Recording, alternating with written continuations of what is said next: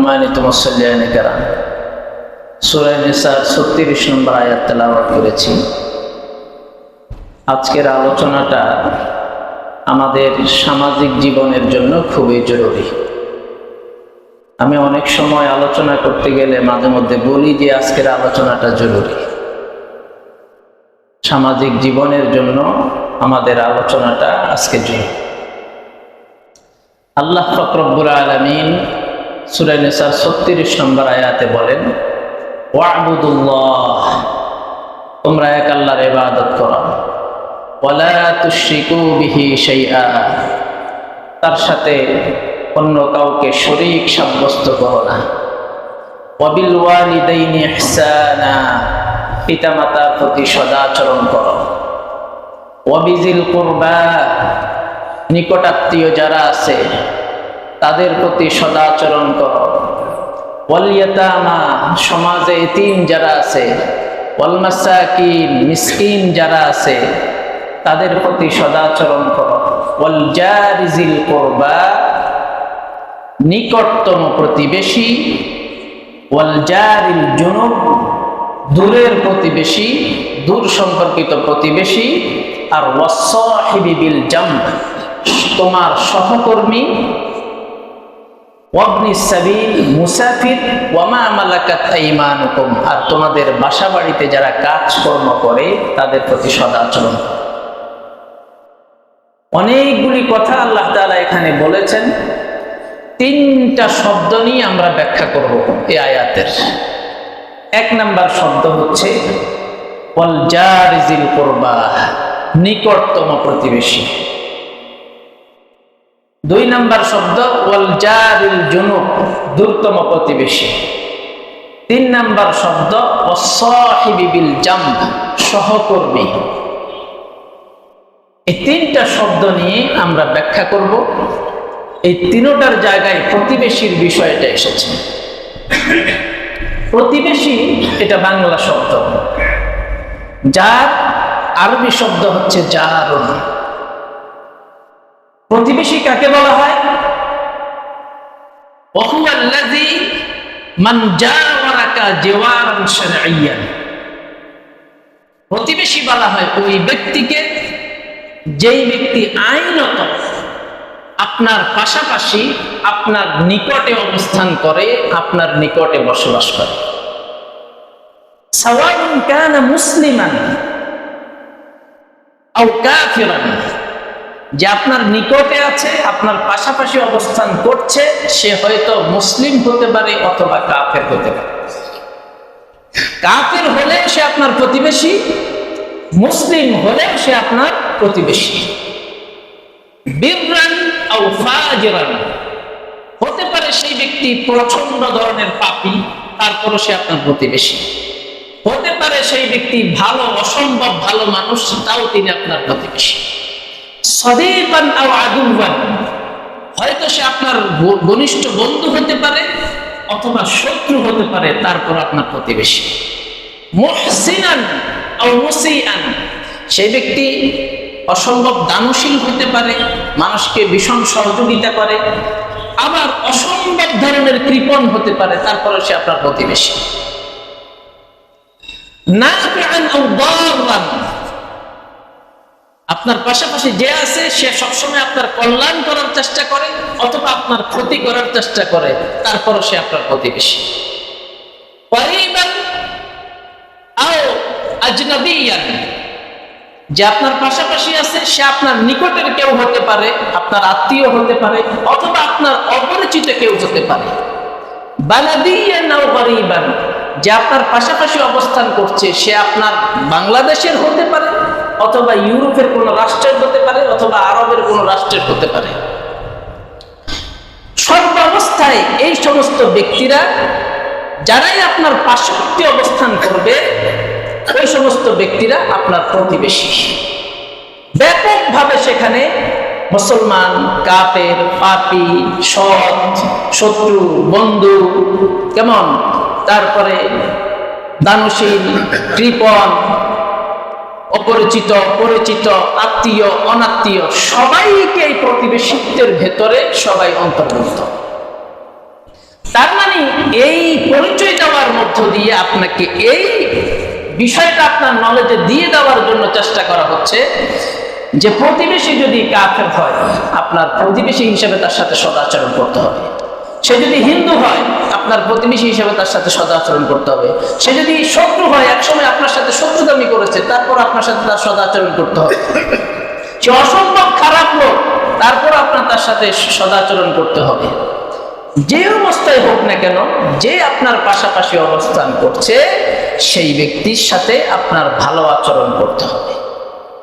এখন প্রতিবেশীর সেটা দূরত্বের বিবেচনায় প্রতিবেশী গণ্য হওয়ার সীমা কতটুকু, কতটুকু এরিয়ার ভিতরে হলে, কতটুকু সীমানার ভিতরে হলে একজন ব্যক্তি আমার প্রতিবেশী হিসেবে গণ্য হবে।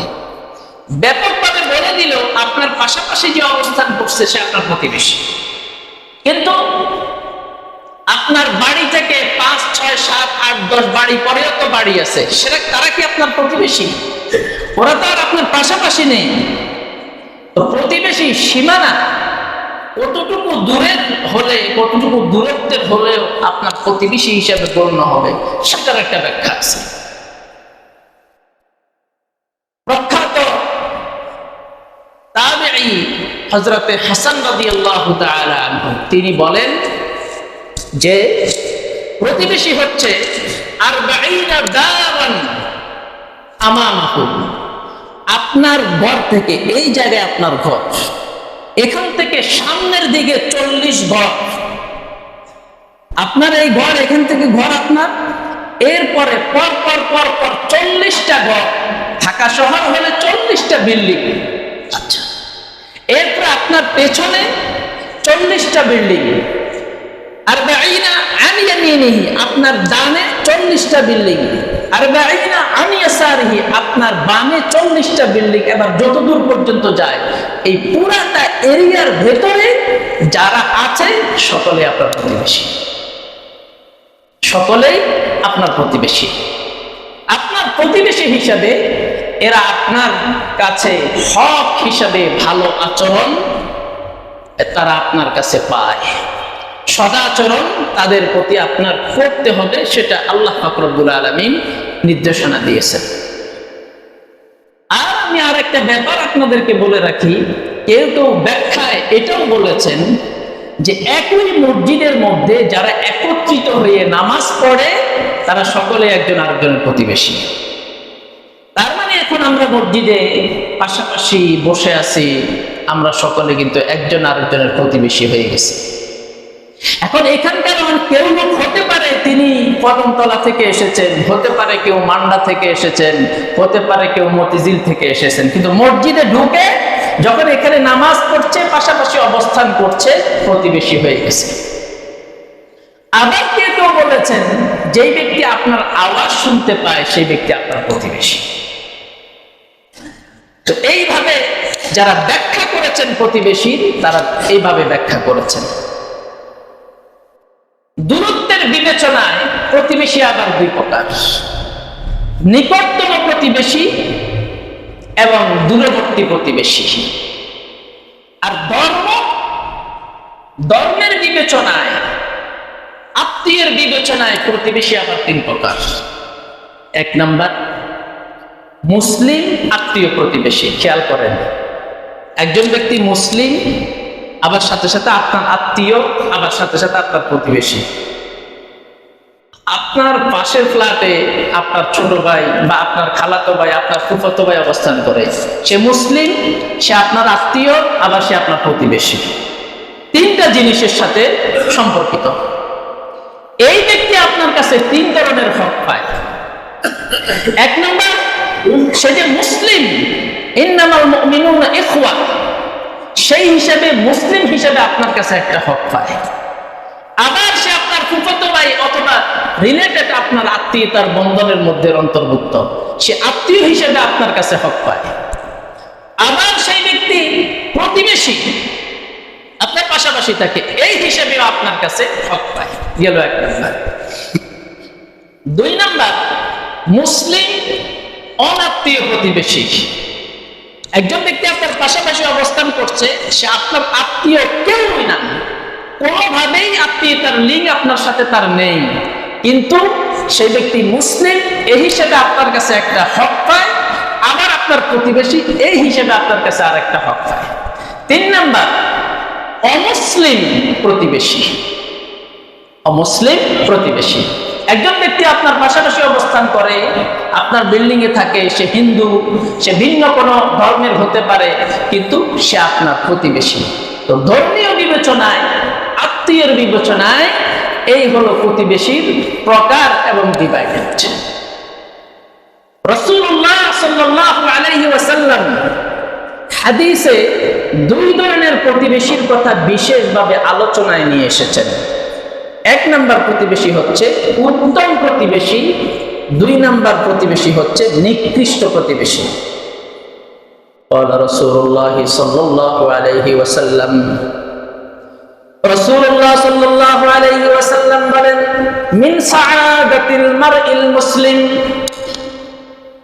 একজন মানুষের জীবনে সৌভাগ্যের লক্ষণ হলো, একজন মানুষ জীবনের মধ্যে সুখী হওয়ার লক্ষণ হলো সেই ব্যক্তি আল মাসকানুল ওয়াসি', ওই ব্যক্তির খোলামেলা প্রশস্ত বাসভবন থাকবে, এটা হলো সুখের লক্ষণ।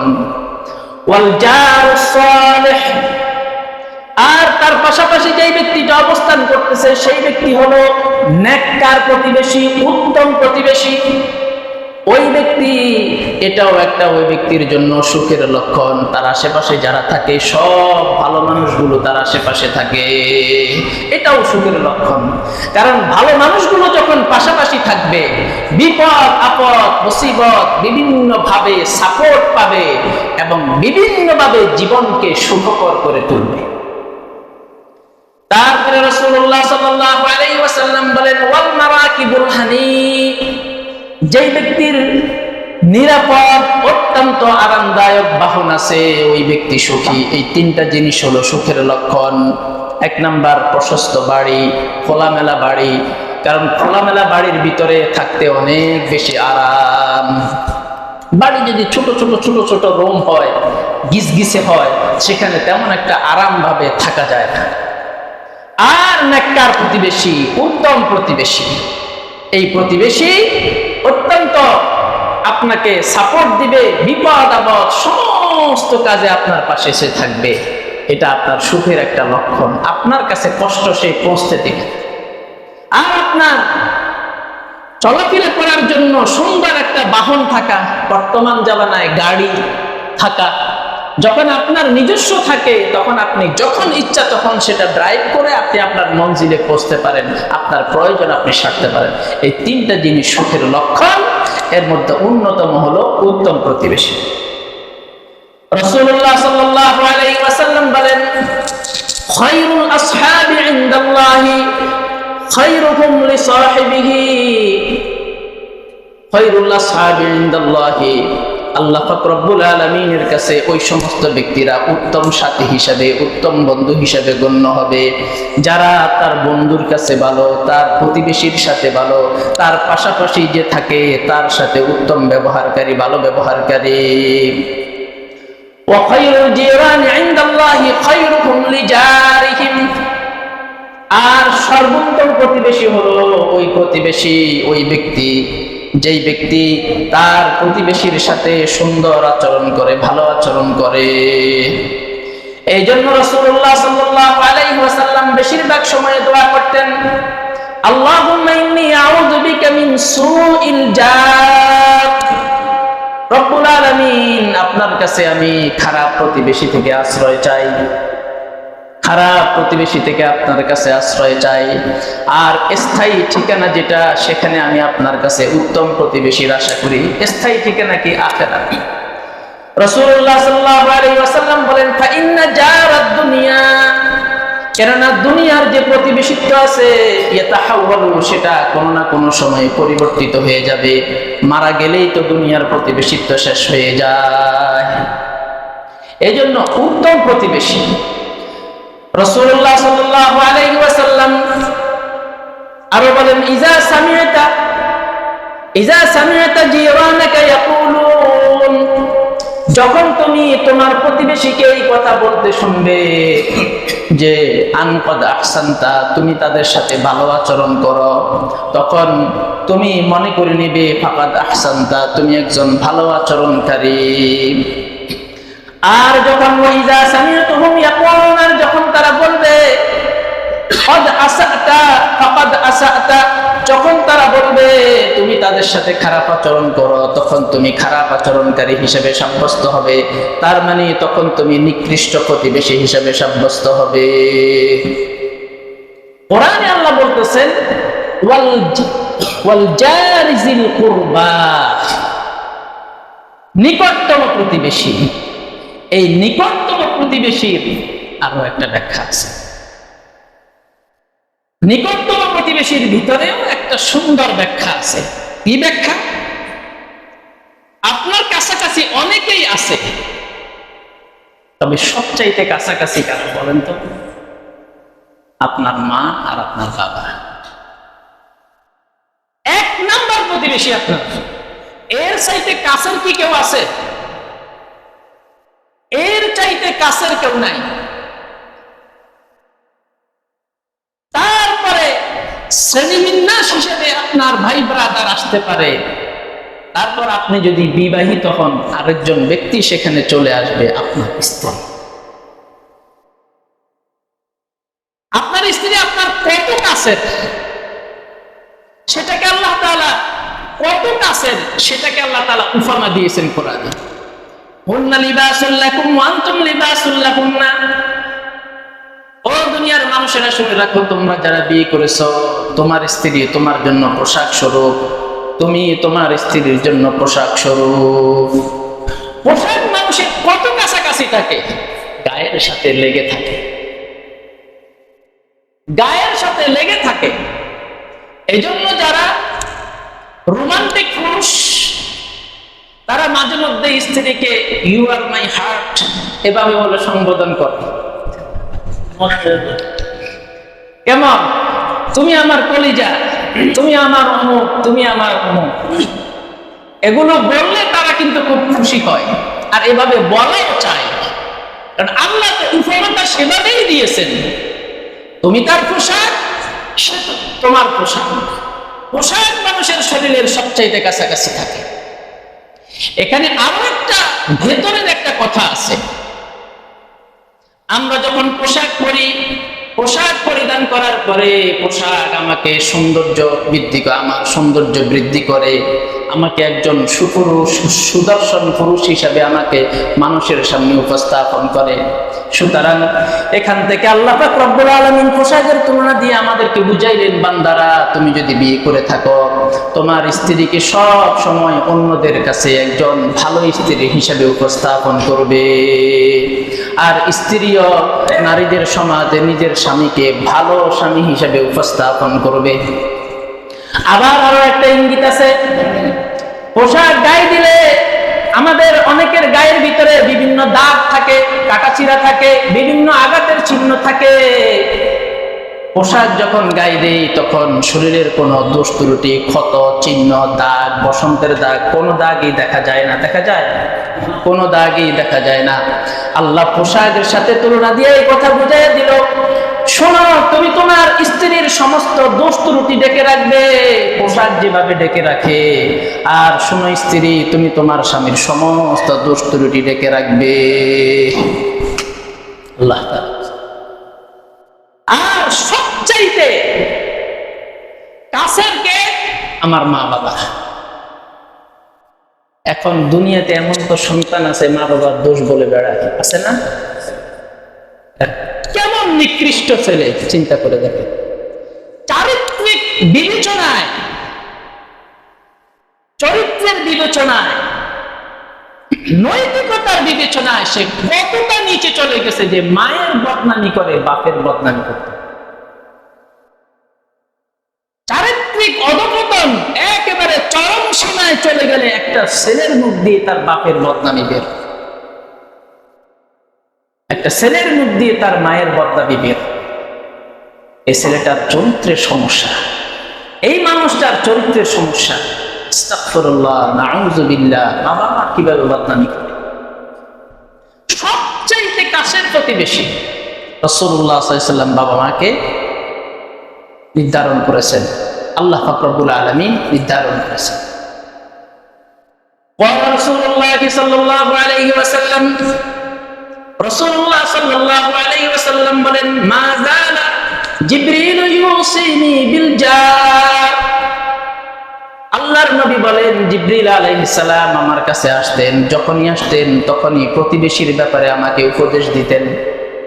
অব্যাহতভাবে, লাগাতারভাবে, দেখা হলেই মোলাকাত হলেই প্রতিবেশীর কথা বলতেন, প্রতিবেশীর ব্যাপারে আমাকে উপদেশ দিতেন। নবীজি বলেন, হাত্তা জানান্তু, এমনকি আমি ধারণা করে নিলাম, হায়রে এইভাবে তাকিদ দেওয়া হচ্ছে, মনে হয় প্রতিবেশী তো আমার সম্পদের উত্তরাধিকারী হয়ে যাবে।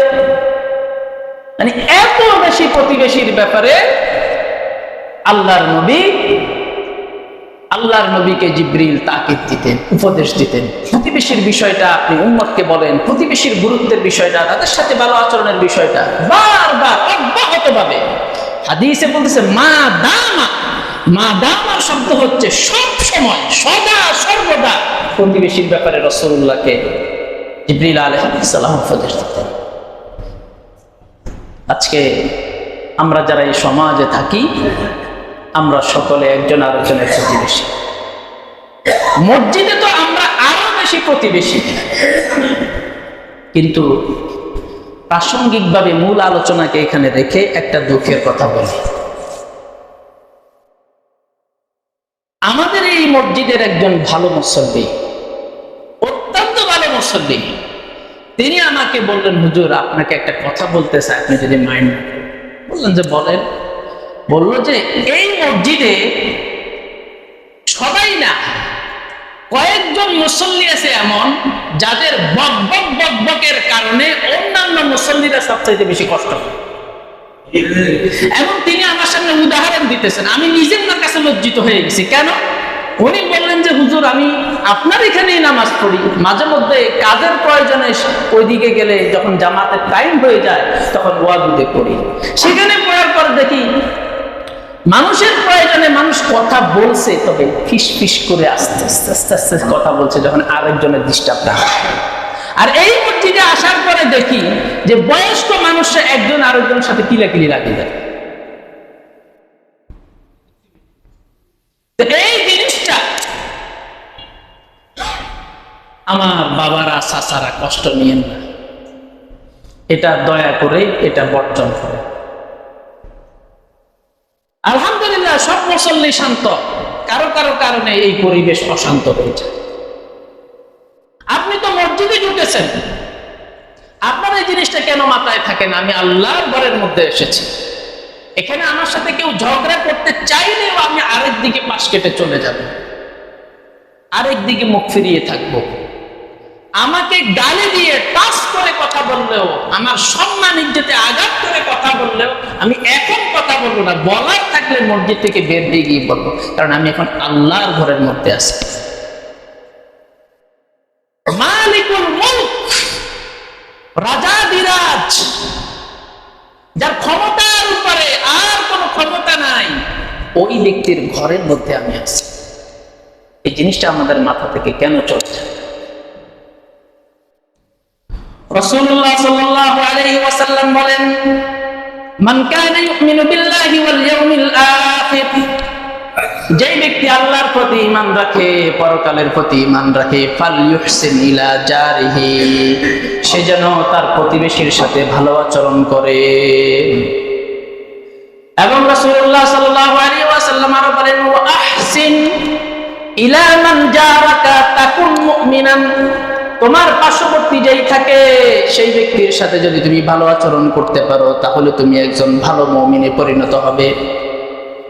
আপনি দান সদকা করেন, তাহাজ্জুদের নামাজ পড়েন, ইশরাকের নামাজ পড়েন, ইবাদত বন্দেগী অনেক বেশি করেন, কিন্তু আপনার পার্শ্ববর্তী ব্যক্তিকে আপনি জ্বালাতন করেন, কষ্ট দেন, ভাষায় কষ্ট দেন, আচরণে কষ্ট দেন, বিভিন্নভাবে তাকে কষ্ট দেন, আল্লাহর নবী বলেন আপনি প্রকৃত মুমিন না।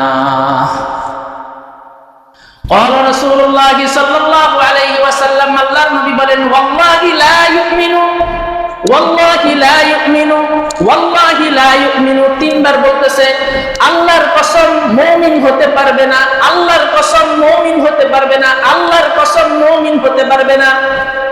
ক্বালু ওয়া মা যাকা ইয়া রাসূলুল্লাহ, সাহাবায়ে কেরাম বললেন ইয়া রাসূলুল্লাহ, কোন ব্যক্তি ওই ব্যক্তিকে যে মুমিন হতে পারবে না? ক্বালা আল জারু লা ইয়ামানু জারুহু বাওয়াইকাহু, ওই ব্যক্তি যেই ব্যক্তির ক্ষতি থেকে, যেই ব্যক্তি থেকে তার প্রতিবেশী নিরাপদে থাকে না, যেই ব্যক্তির পক্ষ থেকে প্রতিবেশী কষ্ট পায়, ওই ব্যক্তি কখনো মুমিন হতে পারে না। মুমিন হতে পারে না মানে আবার ভুল ব্যাখ্যা দিয়ে না মসজিদ থেকে বের হয়ে যায়। মুমিন হতে পারে মানে পূর্ণাঙ্গ মুমিন কি সে হতে পারে না, আবার তাকে কাফের বানাই দিবেন না, দেখে না। এই জন্য এমন অভিযোগ আমার কাছে আছে যে হুজুর ফজরের নামাজটা মসজিদে এসে পড়তে চাই, বাড়িওয়ালা চাবি দেয় না। আসেনি? এর আপনারাই কিন্তু অভিযোগ করছেন, কারণ নাম বলবো না, এখানে সামনেই আছে সবাই। ঠিক আছে, আপনারা স্বীকার করেন কিনা? আপনারা যে আমাকে বলছেন সেটা স্বীকার করেন কিনা? আপনারাই বলছেন যে হুজুর আমি ফজরের নামাজ আসতেছি, আপনি চাবি দেয় না। কেন চাবি দিবেন না ভাই? আপনার বিল্ডিং এ একজন নামাজি ব্যক্তি যে থাকে, এটা তো আপনার জন্য একটা গুড লাক। আপনার বিল্ডিং এ একজন নামাজি ব্যক্তি থাকে, নামাজ পড়বে, নামাজ পড়নেওয়ালা ব্যক্তি থাকে, এটা তো আপনার বিল্ডিং এর জন্য একটা রহমত। ওই ব্যক্তিটাকে আপনি কেন চাবি দেন না? আপনার নিরাপত্তা, বিল্ডিং এর নিরাপত্তা শেষ হয়ে যাবে। নিরাপত্তা তো আল্লাহর কাছে, আর ভালো কাজ করলে নিরাপত্তা শেষ হয় না। আমাদের উপরে যত বিপদ মুসিবত যত কিছু আছে, সবকিছু তো আমরা খারাপ কাজে জড়িত হয়ে যাওয়ার পরে আসে, ভালো কাজ করলে তো আসে না। ভালো কাজের মধ্যে যখন থাকি, আল্লাহ তাআলা আমাদের জিম্মাদারি নিয়ে নেয়। আল্লাহ আমাদেরকে ফেরেশতা দিয়ে নিরাপত্তা দেয়, সুপ্রিম পাওয়ার। এর উপরে আপনার নিরাপত্তা নাই। এর উপরে আমরা বাংলায় বলি কি, পত্রিকায় সাংবাদিকরা লেখে নিশ্চিদ্র নিরাপত্তার মধ্য দিয়ে প্রধানমন্ত্রী আমাদের কাছে চলে এসেছেন, লেখে না? পত্রিকা লেখেন, পত্রিকার ভাষা বলতেছে নিশ্চিদ্র নিরাপত্তা, মানে নিরাপত্তার যত পরিচয় হতে পারে এর উপরে আর কোনো উত্তম শব্দ নাই নিরাপত্তা বোঝানোর জন্য। নিশ্চিদ্র নিরাপত্তা। আল্লাহ রব্বুল আলামিনের নিরাপত্তার কোনো কল্পনাই আপনি করতে পারবেন না। কেমন নিরাপত্তা আল্লাহ তাআলা আপনাকে দেন? আপনি যে ঘুমান, সারা রাত আপনাকে ফেরেশতারা পাহারা দেয়।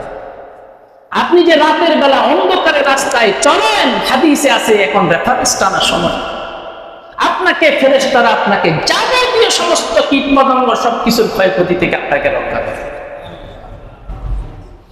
যেই নিরাপত্তা আপনাকে রাষ্ট্র দিতে ব্যর্থ, পৃথিবীর যত নিরাপত্তা কর্মীরা আছে তারা আপনাকে যেই নিরাপত্তা দিতে ব্যর্থ, ওই নিরাপত্তা আল্লাহ তাআলা আপনাকে দেয়। সুতরাং যে ব্যক্তি নামাজ পড়ে, সেই ব্যক্তিকে নামাজ পড়ার ব্যবস্থা করে দেবে।